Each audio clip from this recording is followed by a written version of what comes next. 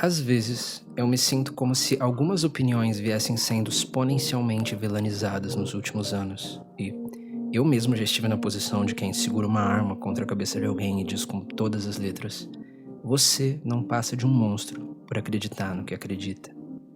E a conveniente sensação que isso causa é a de que justiça está sendo feita.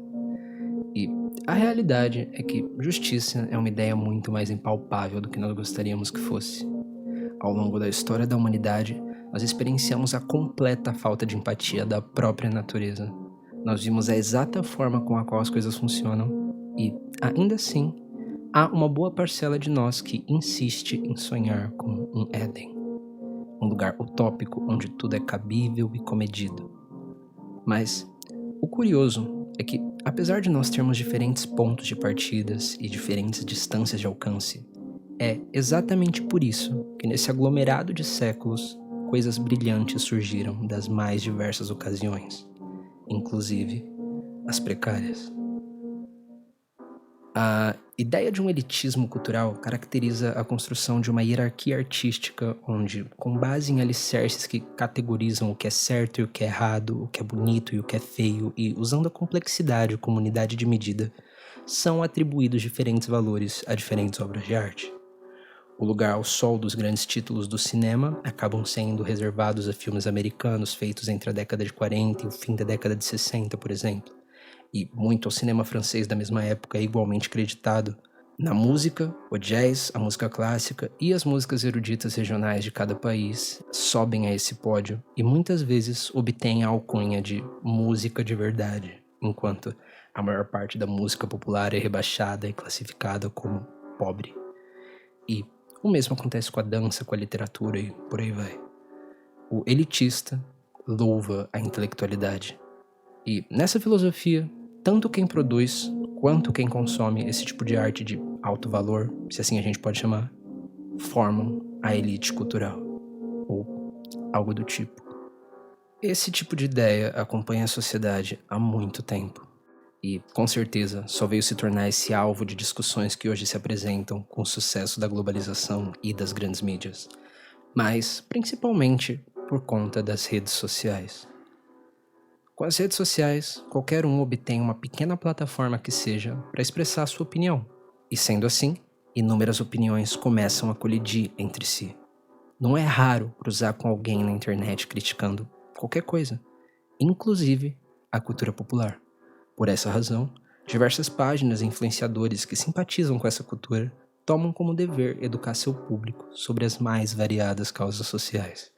E isso mantém fresco em um consciente coletivo que consumir da cultura popular não te faz menos digno que ninguém e que elitismo é algo a ser combatido. Fazendo a pesquisa necessária para desenvolver esse roteiro, eu cruzei com algumas definições filosóficas como o igualitarismo ou populismo, mas ambos não me soavam especificamente o contrário de elitismo, até porque, como a gente vai ver mais pra frente ainda nesse vídeo, todas essas palavras podem ser um tanto quanto escorregadias. Mas o que eu encontrei foi o conceito de democracia cultural. No entanto, antes de chegar aí, eu só acho necessário nós estabelecermos aqui rapidamente do que se trata a cultura. Porque apesar de uma palavra comum, ela pode ser mal compreendida. Cultura, propriamente dita, se trata de um jeito de viver a vida. E isso se estende desde vestimentas, linguagens, costumes, comidas, até as artes em si. Esse é um conjunto de símbolos e ideais que caracterizam um povo e os distinguem dos demais. Ou seja, cultura é algo em movimento e é algo coletivo. E, tendo isso esclarecido, o que a ideia de democracia cultural pressupõe é que existam vários públicos com diferentes apelos, diferentes aspirações e diferentes barreiras, e que, sendo assim, cada arte é cabível ao seu público. Afinal, se cultura se trata de um padrão social aderido por um povo em determinado momento da história, é esperado que artistas reflitam parte desse padrão na expressão de suas obras. E é isso que valora a obra em si, o reconhecimento e a conexão que essa expressão é capaz de estabelecer com o público. E é aqui onde esses dois mundos se encontram. É agora onde as coisas ficam interessantes, pois, para além da cultura como um movimento coletivo natural, nós temos isolados a arte e o artista. Afinal, cultura por cultura pode se resumir ao formato de uma saudação, a uma superstição ou um ritual popular, por exemplo. Mas, tendo em vista que esse tão mal visto elitismo se aplica primeiro a artistas e obras de arte em si, acontece que nem sempre a arte está conectada à cultura. Às vezes, a cultura morre, mas a arte continua. O século passado, como eu sempre trago aqui, se tornou um divisor de águas na forma com a qual nós acessamos essas peças artísticas. A internet é com certeza a principal responsável por isso, já que hoje nós podemos encontrar quase qualquer obra musical, literária ou cinematográfica já criada em questão de segundos. E o que isso faz é expandir nosso potencial comparativo, sendo assim possível se integrar sobre os movimentos artísticos que não estão tão perto de nós, seja em distância territorial ou temporal. No entanto, essa expansão do acesso à arte não significa nem por um segundo que os jovens estejam consumindo obras além do que as que lhes é e foram apresentadas ao longo da vida. Para falar a verdade, o simples ato de ir atrás de informação que não te foi disposta por um genuíno interesse pessoal e puramente acadêmico é já em si algo raro. Não só isso, como a indústria do entretenimento trabalha para que essa situação se mantenha assim. Existe uma massiva propaganda para que você consuma o que te é posto à mesa sem se questionar.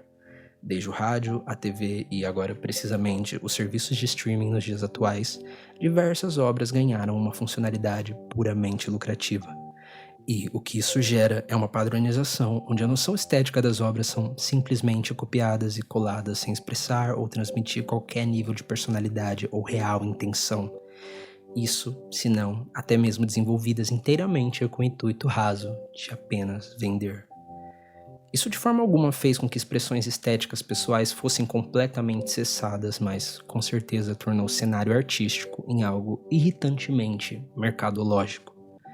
E eu tenho certeza de que, se você é um artista, você também vem se frustrando constantemente com o que é demandado para que você tenha o mínimo de relevância possível. Nunca antes na história da humanidade se necessitou tanto se encaixar em um recorte para ter qualquer reconhecimento. De forma que questões políticas se tornaram extremamente influentes no mercado artístico. Antigamente, a posição política era expressada através da arte. Nós vimos diversos artistas que assim fizeram. Hoje, a sua representação política é o que te permite ou não obter um lugar de relevância na indústria. Qualquer parte do zeitgeist que te agrade é um meio ao lucro de alguém.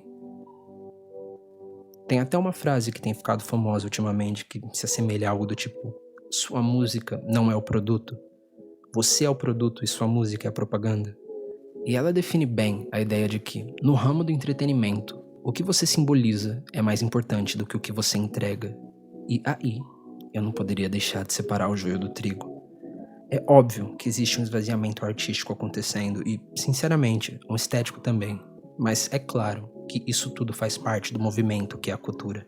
Se ninguém demanda um controle de qualidade, não vai haver um controle de qualidade.